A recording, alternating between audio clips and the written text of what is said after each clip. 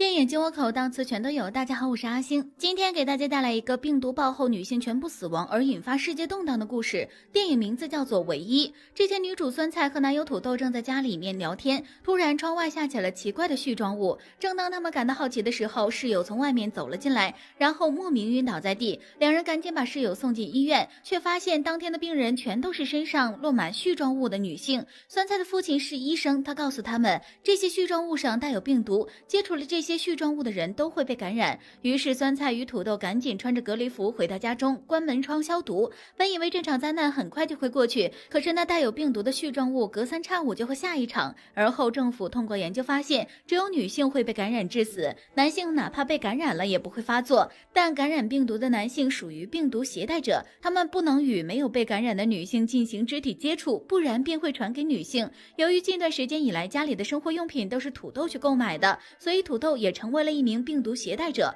他不能再靠近酸菜。没办法，酸菜只能一个人在家里隔离。酸菜在某社交平台建立了一个女性群，在里面分享一些自己被隔离的心情和感受。群里原本有100多位女性，但后来死的就只剩下酸菜和另一个女生了。由于女性不断感染病毒死去，政府那边着急了，这世界如果没有了女性，没有了生殖能力，那人类必然会面临灭绝。为此，政府开始做各种另类繁衍试验，而这些试验是需要女性配合进行的。由于政府进来的实验不断失败，外加上女性越来越少，所以配合政府做实验的女性几乎已经没有了。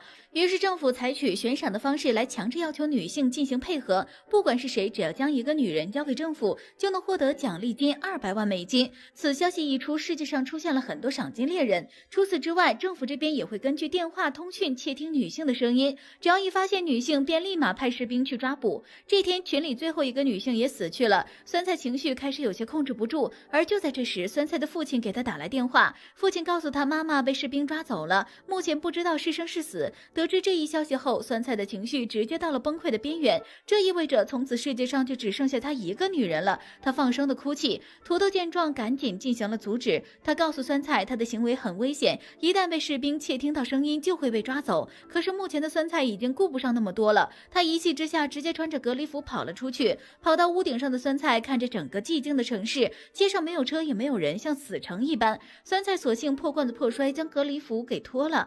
天空中飘下来的絮状物落在了酸菜的身上，当土豆赶来时已经来不及了。之后土豆将酸菜带回家里，为他进行病毒检查。就在这时，抓人的士兵来了，土豆赶紧让酸菜躲进地下室。士兵进屋找了一圈没找到人，便转身离开。不过在转身时，他告诉土豆，他知道房间里面有女人，并且他还知道这个女人已经感染了病毒。对于感染病毒的女人，他已经没有利用价值了。看着自己心爱的女人生命倒计时，土豆决定带着酸菜外出，来一趟最后的旅行。为了能顺利出行，酸菜简单的乔装成男生。可是就在餐厅吃饭的时候，酸菜的耳朵突然流血了。土豆知道酸菜的女性身份一旦暴露，必然会引来所有男人疯抢，于是他赶紧拉着酸菜逃走。可惜这一切都让旁边的一对赏金猎人父子发现了。土豆带着酸菜来到了山里，两人搭起了帐篷，而那对赏金猎人父子也跟了过来。第二天早上，酸菜独自外出去河边洗脸，而还在梦乡的土豆直接就被赶过来的赏金父子绑了起来。